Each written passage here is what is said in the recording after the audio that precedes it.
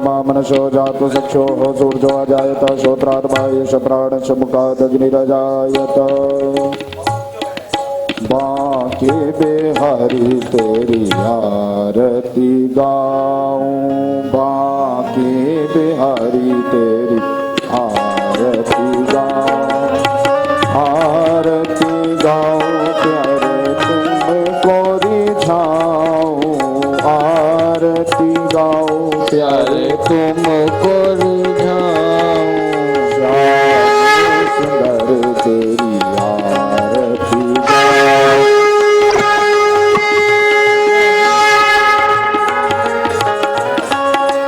चरणों से निकली गंगा प्यारी, चरणों से निकली गंगा प्यारी, जिसने सारी दुनिया तारी, जिसने सारी दुनिया तारी, उन चरणों के दर्शन पाऊं,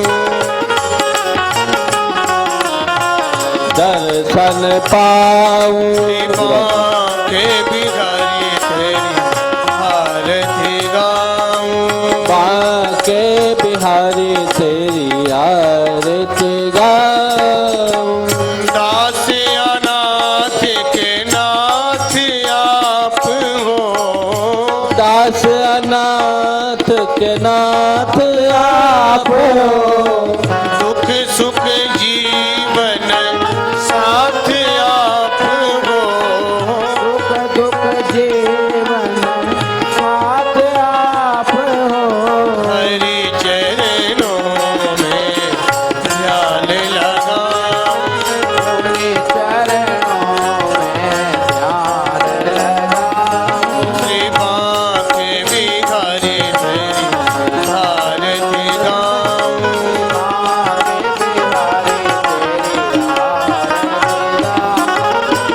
श्री हरिदास के प्यारे तुम हो, हरिदास के प्यारे तुम हो। मेरे मोगन जीवन धन हो, मेरे मोहन जीवन धन हो। प्यारी छवि तेरी मन में बसाऊं, प्यारी छवि पे बल बल जाओ। श्री बांके बिहारी तेरी आरती गाऊं, बांके बिहारी तेरी आरती गाऊं। ओम आरार्तिक्यं समर्पयामि जलेन शीतलेन देवादिवन्दनम् आरोग्यार्थे आत्माभिवन्दनं मन्त्रपुष्पाञ्जलिः नाना सुगन्धपुष्पाणि यथा कालोद्भवानि च पुष्पाञ्जलिर्मया दत्ता गृहाण परमेश्वर सांघाय सपरिवाराय सायुधाय सशक्तिकाय मंडप मंडल देवता सहिताय श्री पुराण पुरुषोत्तमाय नमः। एतन् मंत्र पुष्पाञ्जलिं समर्पयामि। श्री वृंदावन बिहारी लाल की, श्री राधा रानी की जय। जय श्री राधे, जय जय श्री सीताराम, हर हर महादेव। सभी भक्त प्रेमी बंधुओं से निवेदन, माइक वाले भैया पहले तो इसमें से बेस खत्म कर दो। इतना ज्यादा बेस डाल रखा है, आवाज ही समझ में नहीं आ रही क्या गा रहे हैं और क्या बोल रहे हैं ये लोग। वंदनीय परम पूज्य पुराणाचार्य श्री सद्गुरुदेव भगवान के पावन सानिध्य में श्रवण करने को प्राप्त हो रही है। आप सभी से निवेदन है, आप श्री अपना स्थान ग्रहण करें। कल की कथा में आप सभी को अवगत कराया गया था कि आज प्रातः कथा होगी, तो जो भी माताएं बहन एवं भाईगण मेरी आवाज को श्रवण कर रहे हैं, मैं निवेदन करता हूं आप श्री अपना कार्य निवृत्त करके शीघ्रता से कथा सत्संग भवन में पधारें। वंदनीय परम पूज्य महाराज श्री मंच पर विराजमान हो चुके हैं। आपसे एक निवेदन है कि मंच पर विराजमान हो।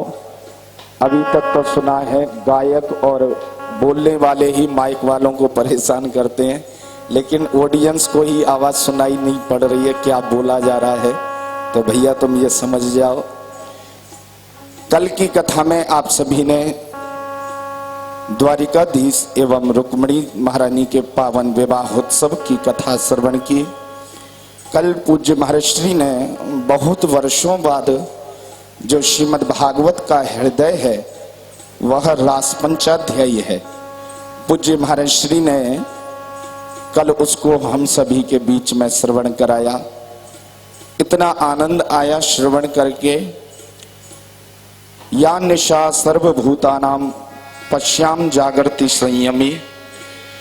जब सब सो जाते हैं ना संसार के लोग, तब संयमी ऋषि मुनि गुरुजन जागृत रहते हैं। एक व्यक्ति ने मुझसे पूछा, सारा संसार सो जाता है तो जागृत कौन रहता है? कोई तो जागृत रहना चाहिए। यदि सब सो जाएंगे तो जागृत कौन रहेगा? इस संसार को कैसे चलाया जाएगा? कोई तो जागृत रहता होगा। उसका एक ही मतलब है, या निशा सर्वभूतानां पश्याम जागृति संयमी। जब सब सो जाते हैं संसारी जन, तो ऐसे सद्गुरुदेव जागृत होकर के हम सब संसारी लोगों की रक्षा करते हैं। पूज्य महाराज श्री रात्रि भर भी पूजा पाठ में लगे रहते हैं और प्रातः हम सभी को श्रीमद् भागवत की कथा का जो रसपान है वह कराते हैं। महाराज श्री के बहुत ही व्यस्ततम समय में से महाराज जी ने हम सभी को और मित्तल परिवार को विशेष तौर से अनुग्रहित किया। पूज्य महाराज श्री का परम सौभाग्य हम सभी के ऊपर है और परम आशीर्वाद पूज्य महाराज जी का हमारे ऊपर है कि वे हम सभी को इसी तरह श्रीमद् भागवत की कथा श्रवण कराते रहते हैं। हमारा सौभाग्य है ऐसे परम वंदनीय प्रातस्मरणीय पुराणाचार्य पूज्य गुरुदेव के मुखारविंद से श्रीमद् भागवत की कथा श्रवण कर रहे हैं। महाराज श्री कथा में बार बार कहते हैं, सब कुछ हो जाता है लेकिन कथा रह जाती है। तो महाराज जी का उद्देश्य है सनातन धर्म की रक्षा करना और सनातन धर्म का जो प्रचार प्रसार है वह करना। हमारे कथा के जो मुख्य यजमान हैं आदरणीय माननीय श्री कैलाश मित्तल मूर्ति मित्तल जी एवं उनके दोनों सुपुत्र श्रीमान विकास दीप्ति मित्तल जी एवं विमल मेघा मित्तल जी।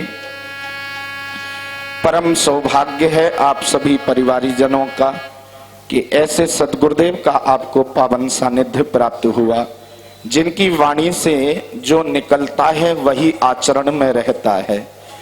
कई महापुरुष ऐसे हैं जो आचरण में कुछ और वाणी में कुछ होता है, लेकिन पूज्य महाराज श्री का जो वाणी से मंच के द्वारा निकलता है वही महाराज जी अपने आचरण में लेकर के आते हैं। और यह हमको भी सीखने को मिलता है कि हम जो बोलें वह पहले करके देखें।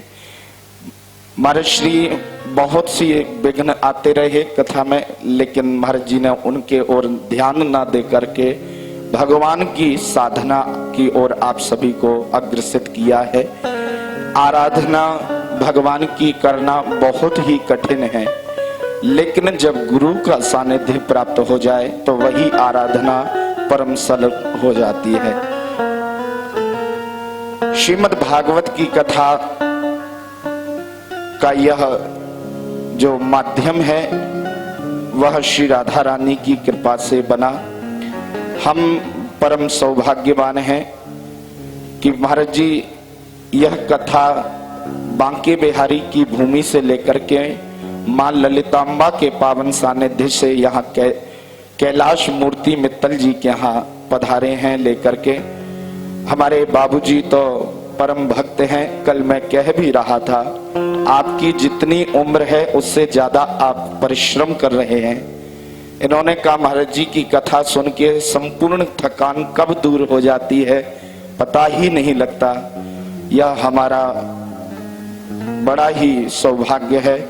चले पूज्य महाराज श्री के पावन सानिध्य में। समय कम है लेकिन जाना बहुत दूर है। यही संसार में हमारे साथ हो भी रहा है। चलना तो बहुत दूर है लेकिन समय बहुत कम है। हम सोचते हैं कि अभी बहुत समय है, भजन कर लेंगे। देखा जाए तो कुछ भी समय नहीं है हमारे पास। जो समय अभी प्राप्त है उसमें सब कुछ कर देना चाहिए, आगे का कुछ पता नहीं है। बाबूजी से एवं हमारे विकास भैया से हमने कहा आप इतनी जल्दी जल्दी सब कार्यक्रम क्यों कर रहे हैं? तो आपने कहा महाराज जी समय का कोई पता नहीं, कब क्या हो जाए, हमारे आगे आने वाली पीढ़ी कैसी निकले, क्या हो, कुछ पता नहीं। लेकिन पूज्य गुरुदेव का आशीर्वाद प्राप्त हुआ है तो जो आगे आने वाली भी पीढ़ी होगी वह धर्म के मार्ग पर ही चलेगी। मैं और बाबूजी दोनों का मन रहता है कि सनातन धर्म के कार्य समय समय पर होते रहें। पूज्य व्यासपीठ से एवं हम सभी श्रीधाम वृंदावन के परिकर की ओर से आप सभी को सादर अभिवादन, वंदन एवं स्वागत। आज कथा का विश्राम दिवस है। आप सभी जो भी मेरी वाणी को श्रवण कर रहे हैं यथाशीघ्र आप कथा पांडाल में पधारें। चलें पूज्य महर्षि के पावन सानिध्य में। अपने दोनों हाथों को जोड़ करके पूज्य महर्षि के श्री चरणों में निवेदन करें। हम सभी को अज्ञान रूपी अंधकार से निकाल करके पूज्य श्री ज्ञान रूपी प्रकाश में लेकर के चलें। ऐसा पूज्य महर्षि के चरणों में प्रार्थना करते हुए निवेदन हम सभी को श्रीमद् भागवत की कथा श्रवण कराएं एवं आनंद प्रदान करें। पूज्य महर्षि श्री वृंदावन बिहारी लाल की, श्री राधा रानी की जय जय जय श्री राधेश्याम।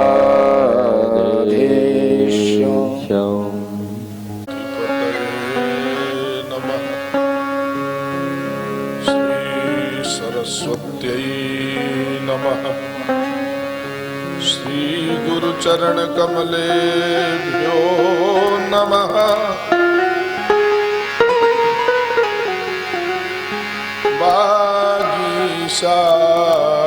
वागीशाद्यासु मनसः सर्वार्थानामुपक्रमे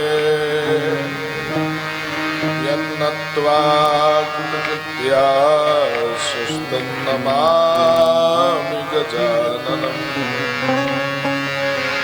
वागीशायस्य वदने लक्ष्मीर्यस्य च वक्षसि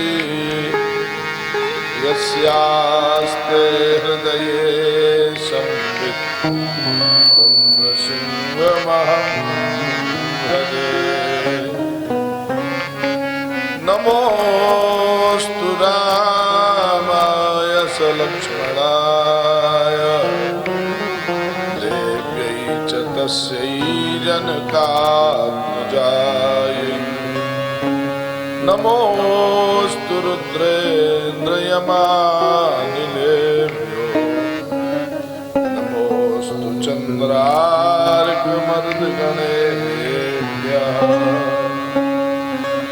ॐ नमः परमहंसास्वादित चरणकमलचिन्मकरन्दाय भक्तजन्मानस निवासाय श्रीरामचन्द्राय। विश्वसर्ग विसर्गादि नवलक्षणलक्षितम्। कृष्णाख्यं परम धाम जगद्धाम नमामि सिंदूरारुण विग्रहा त्रिनयना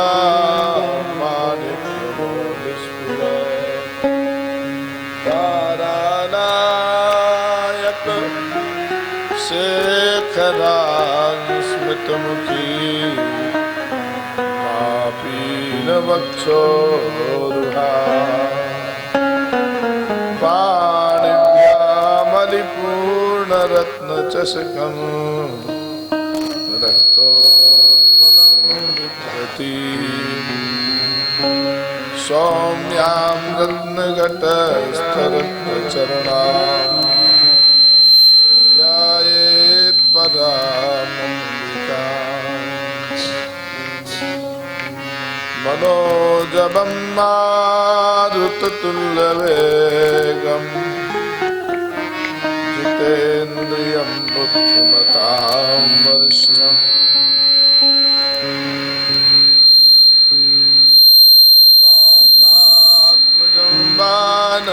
वानरयूथमुख्यं श्रीरामदूतं शरणं प्रपद्ये नमो धर्माय महते नमः कृष्णाय वेदसे ब्राह्मणेभ्यो नमस्कृत्य धर्मावलम्बे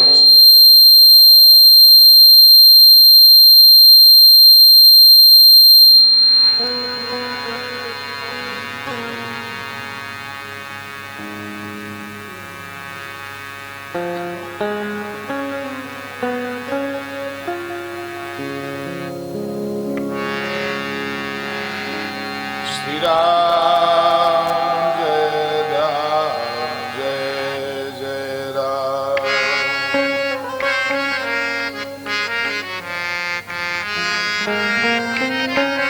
श्री राम जय जय राम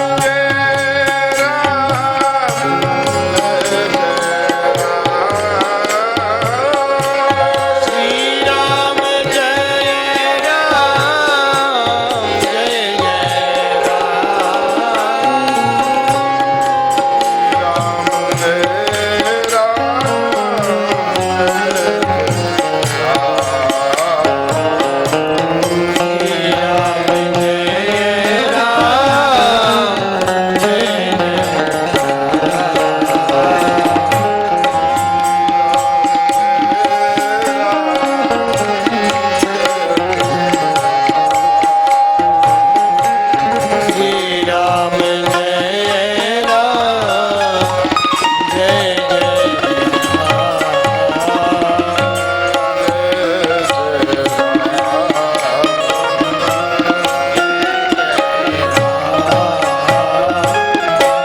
श्यावर रामचंद्र भगवान की श्रीमद्भागवत महापुराण की श्री सद्गुरुदेव भगवान की जय जय श्री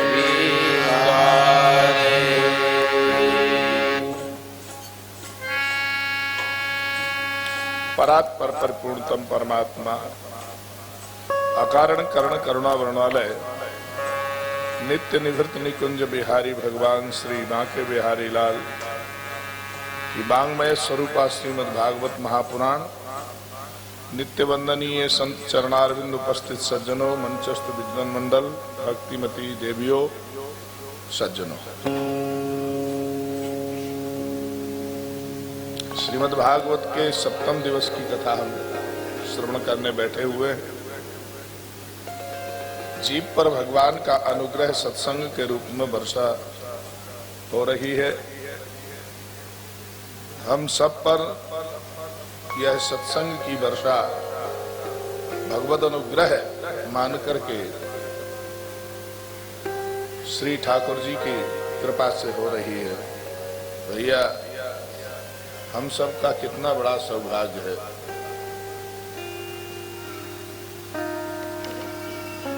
रुक्मिणी जी का मंगल कल हम लोगों ने श्रवण किया। रुक्मिणी जी का अपहरण किया गया, परंतु विवाह वैदिक विधि से द्वारिका में हुआ। द्वारिका की पावन भूमि में वैदिक परंपरानुसार विवाह संपन्न हो रहा है। उसी क्रम से इधर आवाज नहीं है, अंदर आवाज नहीं है इसमें,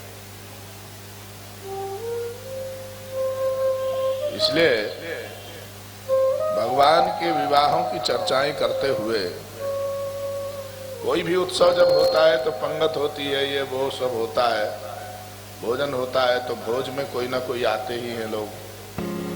तो सूर्य के एक परम सखा हैं सत्राजित, वो वहां आए और सत्राजित जी महाराज जब पधारे वहां तो भाई बड़ा उत्सव था। सब लोग अपने अपने उपहार दे रहे थे। सत्राजित ने एक मणि बांध रखी है, वो बड़ी दिव्य है। भगवान ने सलाह दी कि मणि बांधकर घूमना ठीक नहीं है, हो सकता है कोई तुम्हारा गला काट दे, इसलिए ऐसा करो, इसको कोष में जमा करवा दो, राज खजाने में। तो लॉकर सिस्टम है तो उसमें जमा कर देना चाहिए, बांध करके घूमना ठीक नहीं है। पर उन्होंने नहीं मानी, छोटे भाई बांध के जाते हैं, ये सोच करके ले गए और प्रसेन उससे बांध के गया। शेर से मारा गया, शेर ने झपट्टा मारा, वो मर गया।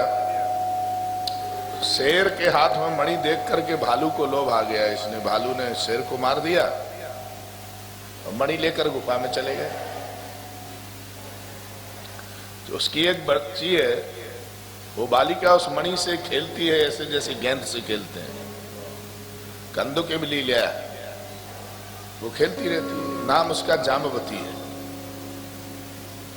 अब यहां द्वारिका में एक बड़ा सुंदर संदेश आया कि श्री कृष्ण के यहां बालक ने जन्म लिया, सीताराम। हाँ, अभी आरती थोड़ी हो रही है, तुम पहले ही से शंख बजा रहे हो।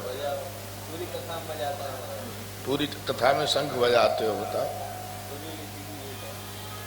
सही है, तुम्हारा शंख सबको प्रिय है।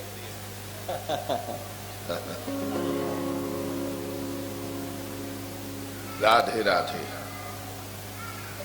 सादा कर दिया एकदम, सही है।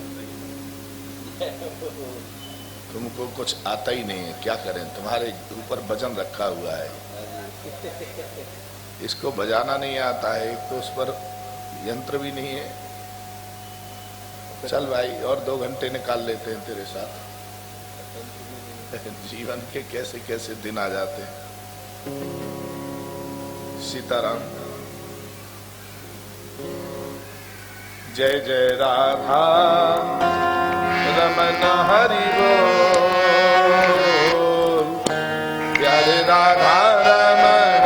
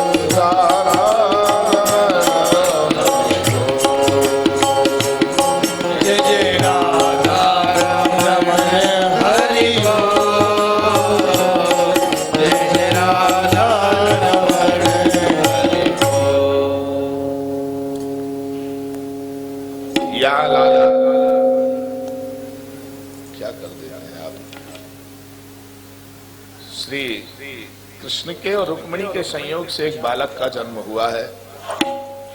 संबरासुर नाम के राक्षस ने उस बालक को उठाकर समुद्र में डाल दिया। रात को ही अपहरण कर लिया उसने। अभी बालक एक दिन का भी नहीं हुआ था, उसका अपहरण कर लिया। उसे पता है कि ये मारने वाला है हमारा, इसलिए उसको तत्काल पानी में बहा दिया जाए समुद्र में। सो समुद्र में डाल दिया।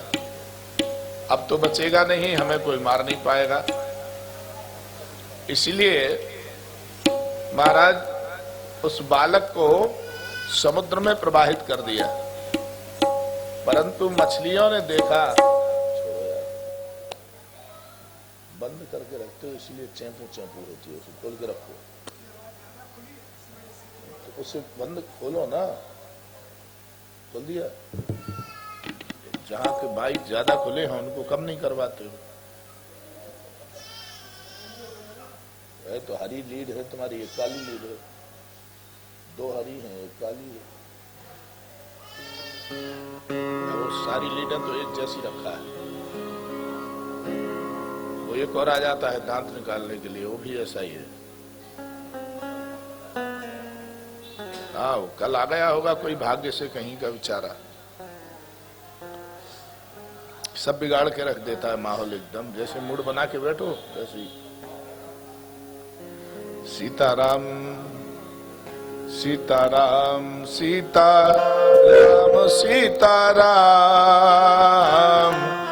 सीताराम सीताराम सीताराम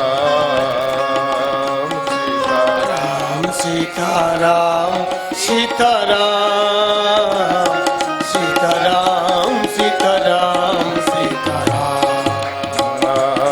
सीताराम सीताराम सीताराम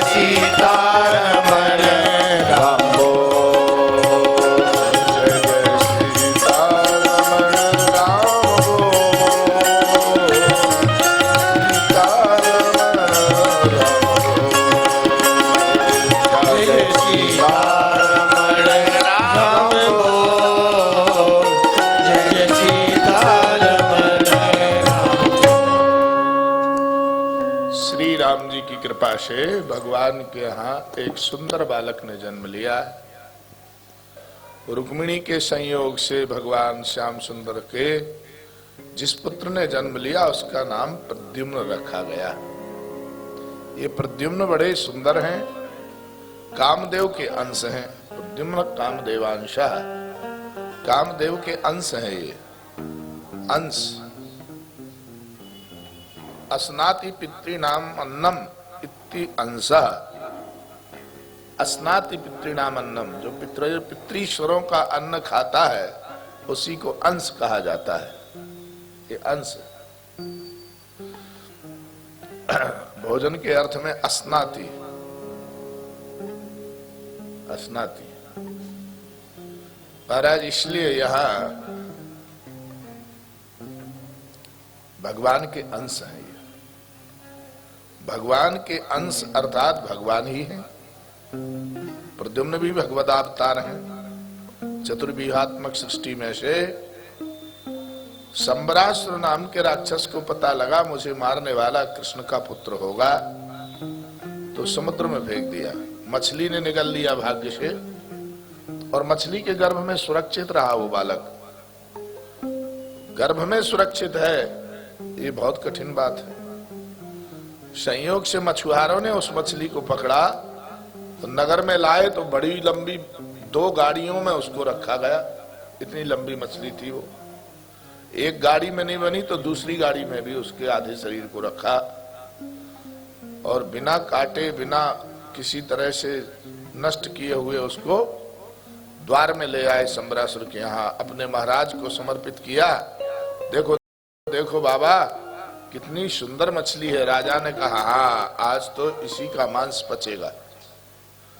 तो मांस पचाने वाले जो लोग थे उन्होंने उस मछली को चीरा। पहले ऊपर की गंदगी हटाई, फिर नीचे से चिराई की। तो चिराई करने के बाद अब महाराज उसमें से एक बालक सुंदर निकल भगा।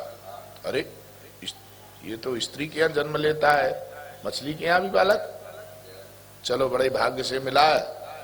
जिसको संतान नहीं होगी उसको दे देंगे। किसको संतान नहीं है? चारों तरफ देखा, सबको ही संतानें थी उस गांव में।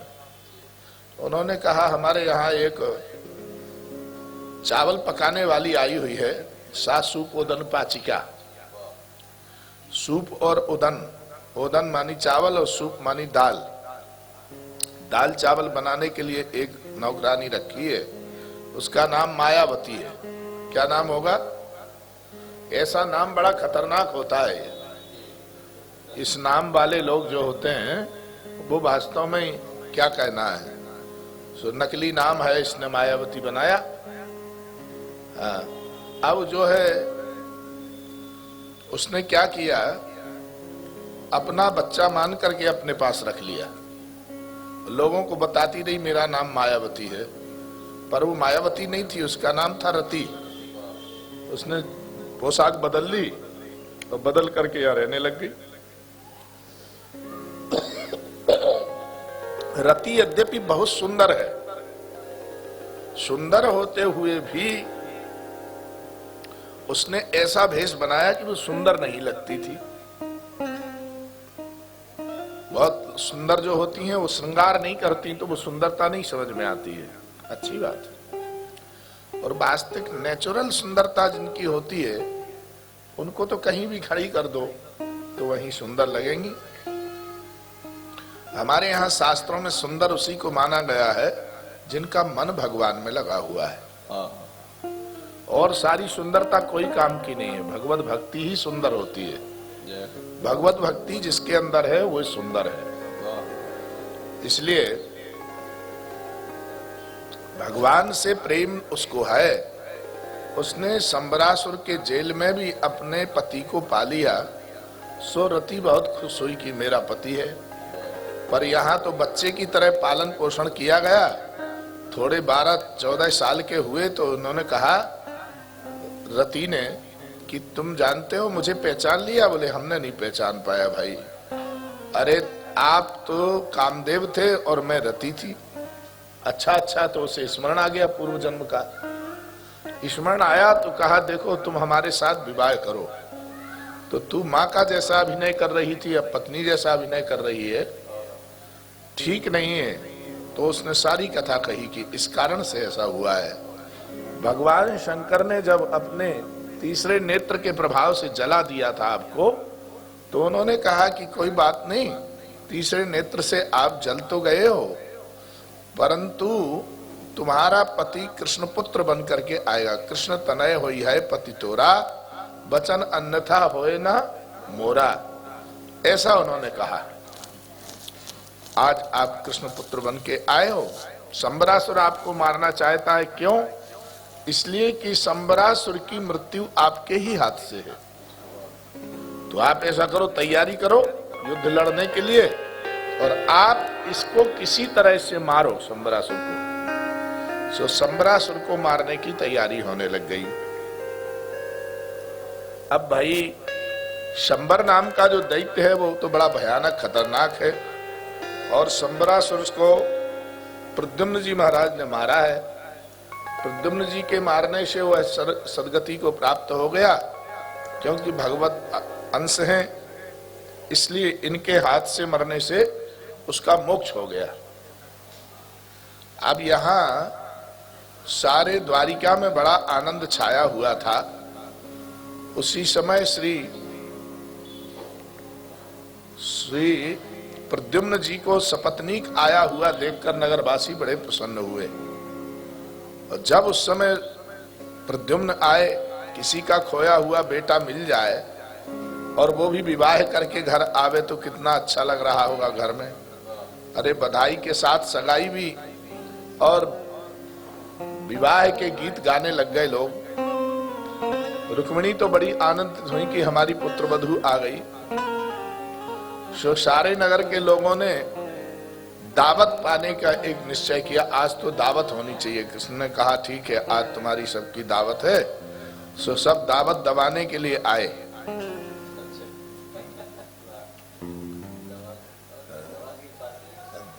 दावने के लिए तो दावत कहते हैं। सो सब लोग जब दावत दबा रहे थे, उस समय सबों के मन में आया कि भाई इतना सुंदर पकवान तो कहीं बनता ही नहीं, कितना अच्छा पकवान है। सो पकवान की प्रशंसा करने लग रहे। उसी समय एक रिफ्लेक्शन लाइट का ऐसा आया जो आंखों में चकाचौंध लग रहा था। उन्होंने कहा ये चकाचौंध कहां से हो रही, लगता सूर्य आ रहे हैं इस सभा में आज। तो भगवान ने कहा सूर्य नहीं, ये तो सूर्य के भक्त हैं कोई, इनका नाम है सत्राजित, और जिन्होंने बहुत से यज्ञ कराए हैं और उन सबको यह बड़े आराम से संपन्न करा लेते हैं, ऐसे सत्राजित हैं। अच्छा तो आने दीजिएगा। आए तो उन्होंने कहा तुम मणि को यहां रख दो, नहीं तो सब बिगड़ जाएगा मामला। इतनी कथा दोबारा लौट के आई। मणि को कोष में जमा कर दो। तो मणि को दोबारा कोष में जमा तो किया नहीं, बांध करके ले गए। प्रसेन उसी मणि को बांध के गया था, शेर ने प्रसेन को मार दिया, और वही मणि लेकर के शेर भाग रहा था, सो भालू ने उसे मार दिया। उसके यहाँ एक कन्या है, उसे वो गेंद की तरह खेलती है। यहां तक हम बोल चुके थे, फिर से बोलना पड़ा इसके माइक के चक्कर में। अब तुम ऐसे गड़बड़ करोगे तो हम बार बार लौट लौट करके आएंगे, यही आज करते रहेंगे, ठीक है। अब जाम्बवती ने विचार किया कि कितनी सुंदर बॉल है ये, इसी से खेलूंगी। अब यहां धीरे धीरे समाचार मिला। एक बात कह दें, एक संत कह रहे थे कि अपनी गोपनीय से गोपनीय बात परिवार में पत्नियों को नहीं बतानी चाहिए और सबको बता देनी चाहिए। तो हमने कहा कि वही तो बेचारी घर चलाती हैं और उन्हें तुम बताने का मना करते हो, ये बात तो ठीक नहीं है, जरूर बतानी चाहिए। धर्म पत्नी से सलाह लिए बिना कोई काम करोगे तो असफल हो जाओगे, सफल होगे ही नहीं। सफल करने के लिए तो उनका जो है सहयोग होना बहुत आवश्यक है। सो देवियां बेचारी नाराज हो जाएंगी यदि ऐसा नहीं करोगे तो। अब वो क्या हुआ, उनने सारी बात तो नहीं बताई, पर एक बात जो है बड़ी विचित्र थी वो बता दी। क्या थी? एक सज्जन बेचारे गांव में थे कोई, उन्होंने कहा कि ये लोग कहते हैं कि पत्नी को गोपनीय बात नहीं बतानी चाहिए, आज मैं जरूर बताऊंगा। और एक सज्जन ने कहा कि गोपनीय बात भी नहीं बतानी चाहिए और आंगन में बेरिया का पेड़ नहीं होना चाहिए और पुलिस से मित्रता नहीं होनी चाहिए। उसने कहा अब हम तीनों काम एक साथ करेंगे, गोपनीय बात पत्नी को बताएंगे, बेरी का पेड़ आंगन में लगाएंगे और पुलिस से दोस्ती करेंगे। तो पुलिस वाले उसको बड़ा मानने लग गए। वो संयोग से पुलिस वालों के साथ बैठता उठता खाता पीता, बड़ी दांत काटी रोटी हो गई। ने कहा अब मित्रता ज्यादा हो गई, प्रगाढ़ हो गई। हर जो भी थानेदार आता वो उसको बड़ा मानता और कुछ भी काम होता पहले इनको ही बुला लिया जाता, लोग बताओ आप क्या करें, तो ये जो कहते वही होता था। अब संयोग क्या हुआ, इन्होंने एक रात अपनी पत्नी को कहा जानती हो आज मैंने एक पड़ोस के गांव के किसी आदमी का सिर काट लिया है और वो खेत में गाड़ दिया है। अच्छा आपने ऐसा किया? बोले हाँ। देखो किसी से कहना नहीं। अब उसके पेट में बवंडर मचना प्रारंभ हुआ। उसने सोचा कैसे कहूं, ये बिना कहे तो मेरे पेट का बवंडर शांत होगा नहीं। तो उसने पड़ोस की एक सखी को बुलाकर कहा जानती हो आज मेरे पेट में बहुत खलबली मच रही है। क्यों? अरे मेरे पति ने क्या किया है, एक आदमी का सिर काट लिया है और ले आए, वो लाकर अपने खेत में गाड़ दिया। अच्छा वो बेचारी, उसके भी पेट में वही हाल हुआ जो इसके में हुआ था। तो उसने दूसरे को कह दिया और दूसरी ने तीसरे को कह दिया। करने करने जपन जाना पूरे गांव में ये बात फैल गई। सो पुलिस के लोग आए, वही जिनके साथ ही बैठता था, तो उन्होंने इसको हथकड़ी लगा दी और हथकड़ी लगा करके ले जाने लग गए। तो इसने झटका मारा, हथकड़ी को खींच करके भागना चाहा और जो ही भागा सो सारे कपड़े फंस गए उस बेरी के पेड़ में। तो दुपट्टा फंस गया, कुर्ता फंस गया, भाग नहीं पाया। पुलिस वालों ने पकड़ लिया और जेल ले जाने लग गए। तो बोले क्यों भाई क्या बात है, तुमने ऐसा क्यों किया, क्यों सिर काटा किसी का? उन्होंने कहा पहले पता तो लगाओ किसका सिर काटा है। अरे नहीं हमें पता लगा है, तुम सिर काट के लाए हो रात में। कहा अच्छा ठीक है, चलो कहाँ गड़ा हुआ है सिर, हम बताते हैं, ले चलो। तो जहां गए थे खेत में वहां खोदा तो वो तरबूजे का एक हिस्सा ऐसे कपड़े में लपेट करके काट के गाड़ दिया। अब वो लाल लाल दिख रहा था। पत्नी ने सोचा हाँ वही रक्त है। परीक्षा लेने के लिए उसने ऐसा किया। अब उसने तत्काल तो अपना एक कसूर तो साबित कर दिया। अब जो उसने कहा कि भाई तुमने पुलिस से दोस्ती की थी उसका देखो फल मिल गया, तो बेरिया का पेड़ लगाया था वो भी हो गया और पत्नी को गोपनीय बात बताई तो उससे जेल चले गए। मानी तीनों बातों को उसने सिद्ध कर दिया। मेरा निवेदन ये था कि इस दृष्टांत को अन्यथा मत लीजिएगा। उन्होंने भी ऐसा ही किया, अपनी पत्नी को कोई गोपनीय बात बता दी कि कल हमारे भाई का वध लगता है द्वारिकाधीश ने किया होगा। सो अब उसके पेट में वही होगा। उसने पड़ोसिन को कहा, पड़ोसिन ने उसकी पड़ोसिन को, उसने उसकी पड़ोसिन को, और कुआ तो कान होता है बात का। उधर गए सो बतंगड़ बन गया और पूरे गांव में फैल गई बात और पूरे गांव में ये चर्चा हो गई कि इन्होंने द्वारिकाधीश ने प्रसेन का वध किया है। सो प्रसेन का वध करने वाले द्वारिकाधीश को कैद किया जाए, जेल भेजा जाए। बलराम जी बड़े नाराज हो गए कि तू ऐसे ऐसे काम करतो रहे भाई, 55 को हैगो पर बचपन न गयो तेरो। अब तक बचपन तो चलो जानो चाहिए। अरे बचपना को छोड़ा नहीं तूने, इतना बड़ा हो गया। कन्हैया ने कहा भैया आपको कैसे विश्वास हो गया कि मैंने मणि चुराई है, मैंने प्रसेन का वध किया है। चलो हम इसके लिए सही है, आपका मन कैसे लगेगा? जब हमारा ही ना लग रहा तो तुम्हारा मन कैसे लगेगा?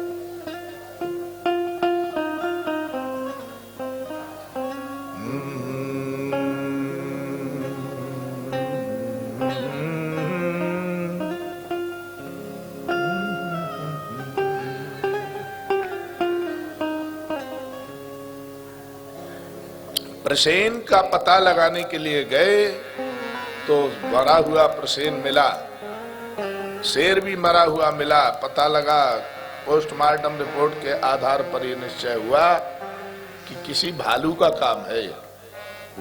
सो भालू का पता लगाने के लिए गुफा में जाने लग गए तो सत्राजित ने कहा आप ही जाओ, या हम नहीं जाते। जिनके मन में पाप रहता है वो मंदिर में भी पाप ही करते हैं।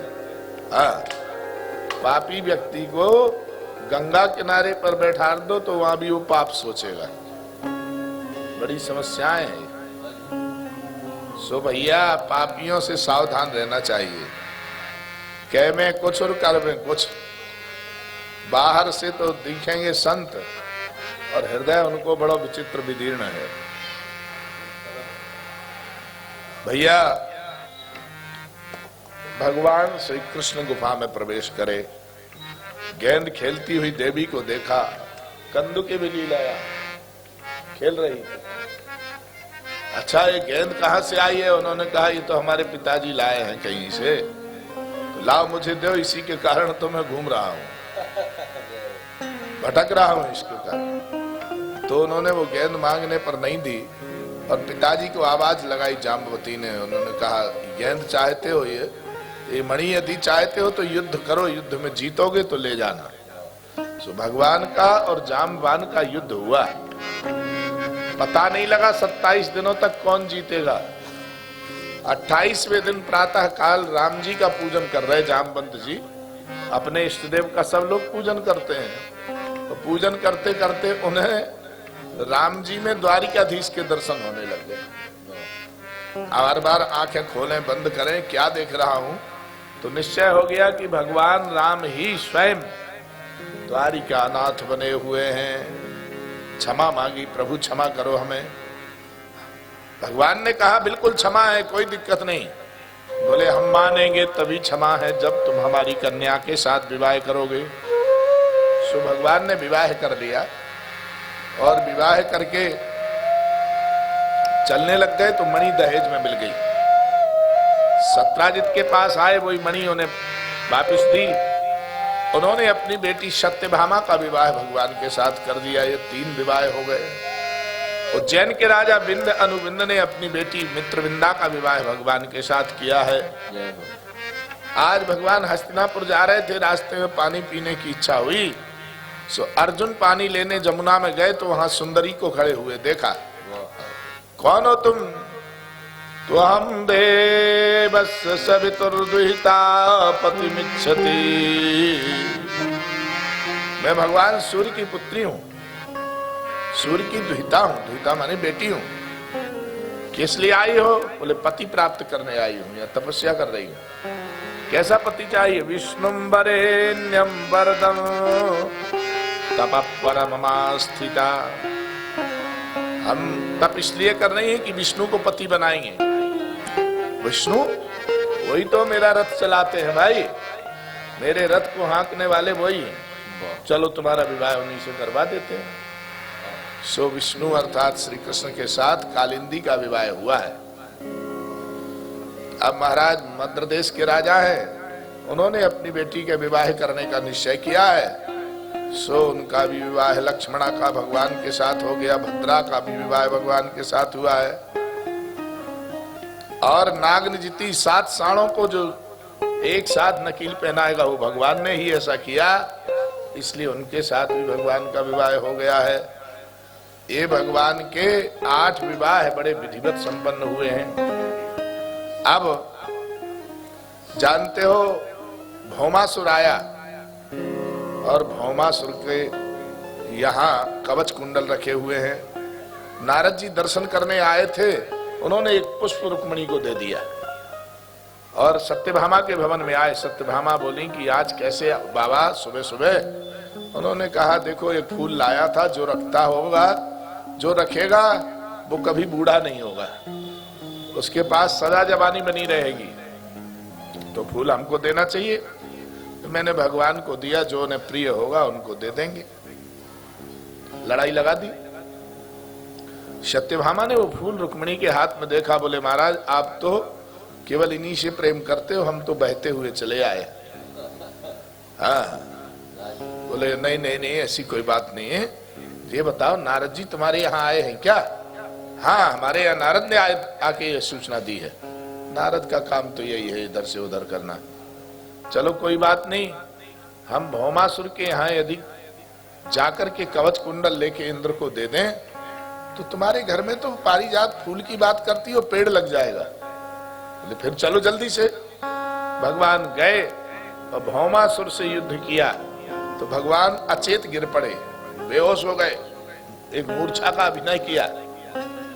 रुक्मिणी सत्यभामा सब रोने लग गई। सत्यभामा ने कहा महाराज आप जल्दी उठो, नहीं तो हमारा सब लुट जाएगा, कुछ नहीं चाहिए हमको, चलो आप। सो भगवान उठ गए।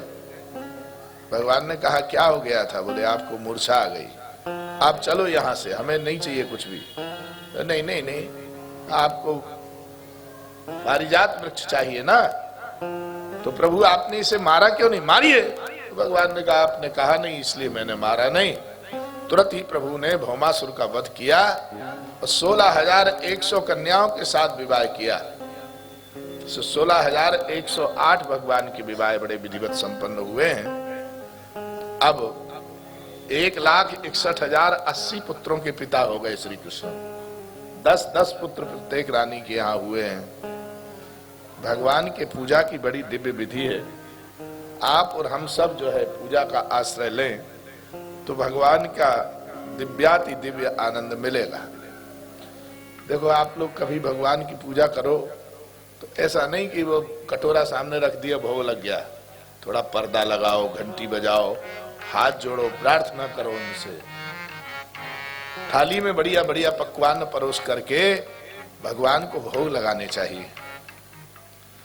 आजकल तो क्या करते हैं, भोजन बनता जा रहा है और स्वाद लेते जा रहे हैं। कैसा बना है, खट्टा है कि मीठा है, जल तो नहीं गया, ये सब पहले ही स्वाद कर लेते तो भूख कैसे लगेगा। यहाँ बैठी हुई बहनें तो ऐसा नहीं करती होंगी।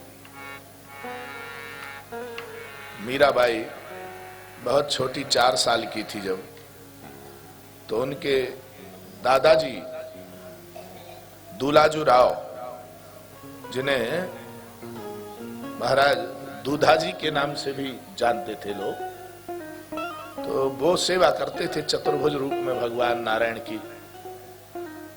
एक दिन ज्वर आ गया उनको, बुखार आ गया, और बुखार आने पर बेचारे जो है पूजा करने से असमर्थ हो गए। तो उन्होंने सोचा कन्या है, इससे ही पूजन करवा लो।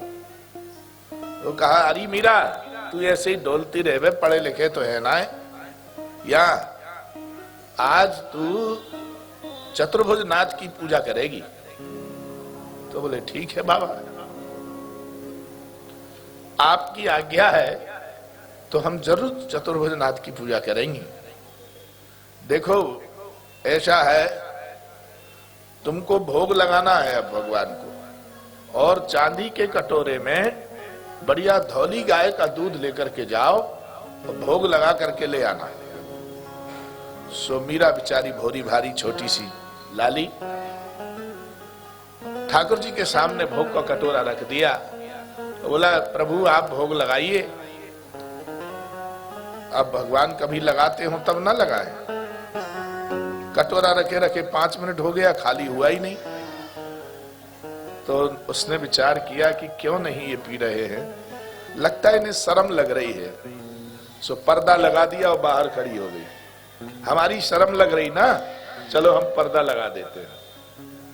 और कहने लग गई, थे तो आरो गोनी थे तो आरो गोनी मदन गोपाल, कटोर लाई दूध रो भरियो।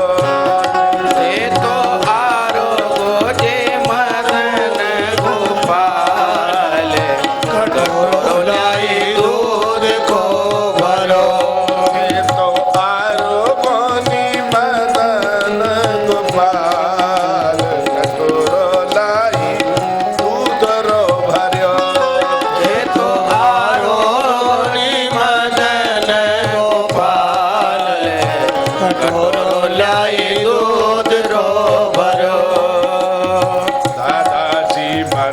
ये बुलावन जद में आई चा। दूधा जी मान दई बुलावण जद में आई चाल। दूधा जी मान दई बुलावन तद में आई चा। दूधा जी मान दई बुलावण जद में आई चाल। हौली धेनु को दूध करम कर लाई मिश्री घाल। धोली देन को दूध गरम कर लाई मिश्री घाल। क्या ना रूसिया हो हाँ क्या ना रूसिया हो मेड़तिया भगवान। कटोरो ल्याए दूध रो भरो क्या ने रोट गया मेड़ दियारा भगवान। कटोरो ल्याए दूध रो भरो। हे तो आरो बनी मदन गोपाल। कटोर आई दूध रो भर्यो। तो आरो गोरी मदन गोपाल। कटोरो ल्याए दूध रो भरो। भगवान ने भोग नहीं अरोगा। हे, दादाजी ने मुझे भेजा है दूधाजी सरकार ने। महाराज आप धौली गाय का दूध है मिश्री घाल के लाई हूं, आप पी लो ना। हे मेड़तिया सरकार क्यों नहीं पी रहे हैं आप? मेड़ता सिटी है जहां मीरा जी का जन्म हुआ है। हमारी वहां 2-3 बार कथा हुई। एक बार राम कथा बड़े विशाल स्तर पर हुई तो वो कह रही है मीरा, हे चतुर्भुज रूपधारी प्रभु, हे मेड़तिया सरकार, आप क्यों नहीं पा रहे हो? भोग लगाओ ना। लगता शर्म लग रही है हमारी। किस विधि रूठ गया छो गाला कारण कहो महाराज। किस विधि रूठ गया छो गाला कारण कहु महाराज। किस विधि रूठ गया छो गाला कारण कहो महाराज। किस विधि रूठ गया छो गाला कारण कहु महाराज। धरो कटोरो धरो सामन पीवण री कैला। दूध कटोरो धरो सामने पीवण री कैलाज। मरतारा मरतारा छिप जासी थारा गाल। कटोरो ल्याए दूध रो भरो। हे तो आरो गोनी मदन गोपाल। कटोरो ल्याए दूध रो भरो। हे तो आरो गोनी मदन गोपाल। कटोरो ल्याए दूध रो भरो। आपको थे तो समझ में आ ही रही होगी ना। थे तो मानी आप तो, ये थोड़ा मारवाड़ी भाषा है। मीरा कह रही है थे तो आरोगो, आप भोग लगाओ। हे मदन गोपाल, क्या बात है, कैसे आप रूठ गए हैं? ये भरा हुआ कटोरा इतना सुंदर मिश्री घोल के लाई हूं, पी लो ना प्रभु। बहुत भूखे रहते हो ना, इसलिए तो गाल चिपचा जा हो गया है। चिप गया गाल, ऐसे भीतर को घुस गया है। उसको क्या बोलते हैं? हाँ, पिचक गए गाल। गाल पिचके हुए हैं। तो मीरा अपनी भाषा में कह रही है, हाँ थारा हाँ भूख मर तारा चिप जासी तारा गाल। कटोरा लाई दूध रो भरो। भूखा मर तारा चिप जासी वाला गाल। कटोरो ल्याए दूध रो भरो। हे तो आरो गोनी मदन गोपाल। ल्याए दूध रो भरो। हे तो आरो गोनी मदन गोपाल।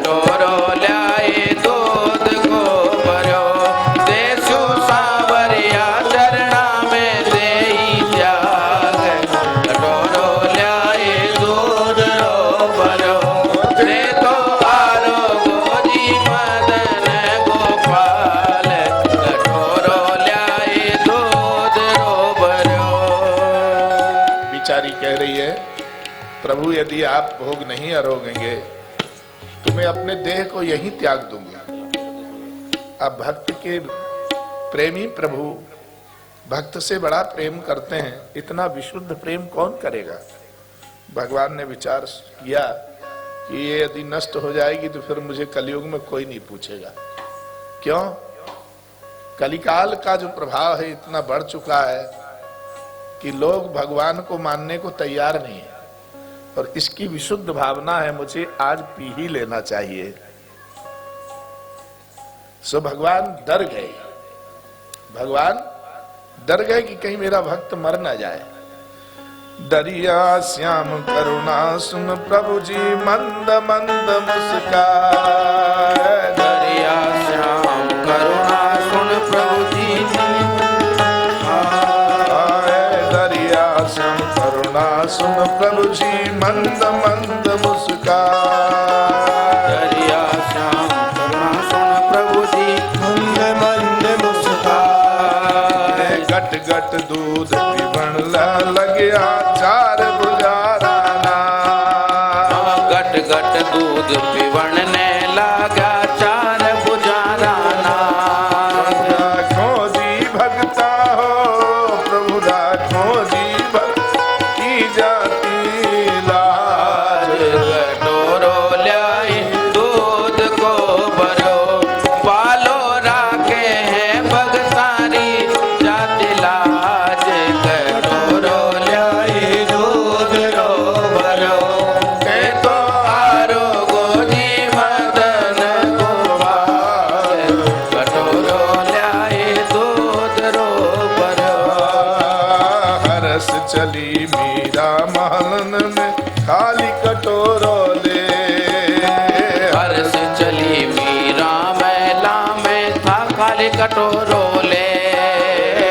दूध पाए दूधादन कटोरो दे। दूध प्याए दादा दूधा जिन दियो कटोरो दे।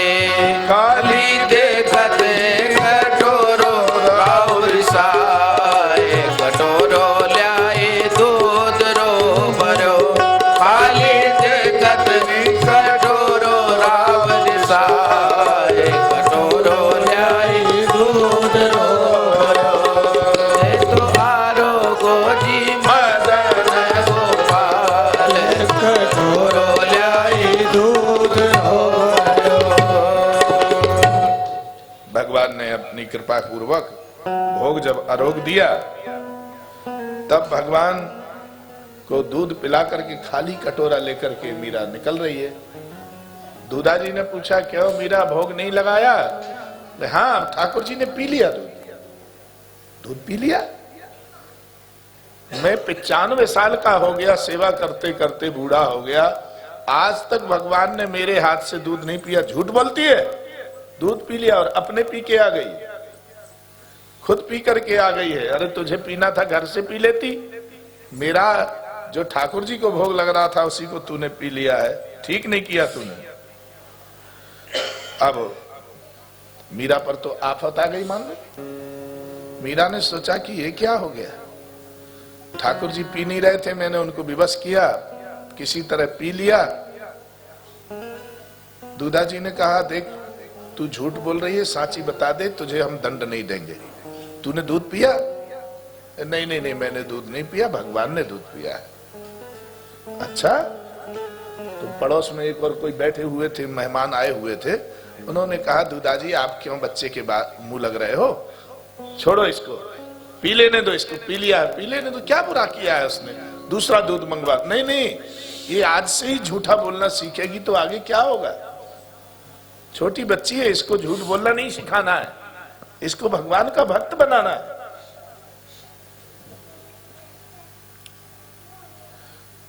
अब मीरा ने सोचा कि भाई ये तो बहुत बड़ी आफत है, ठाकुर जी ने तो मेरे हाथ से ही दूध पिया है और ये कहते दूध पीते नहीं है भगवान। अब मीरा पर आफत आई झूठी साची कहवे। अब मीरा पर आफत आई साची झूठी कहवे। साचत दूध पियो है प्रभु जिन कौन गवाए।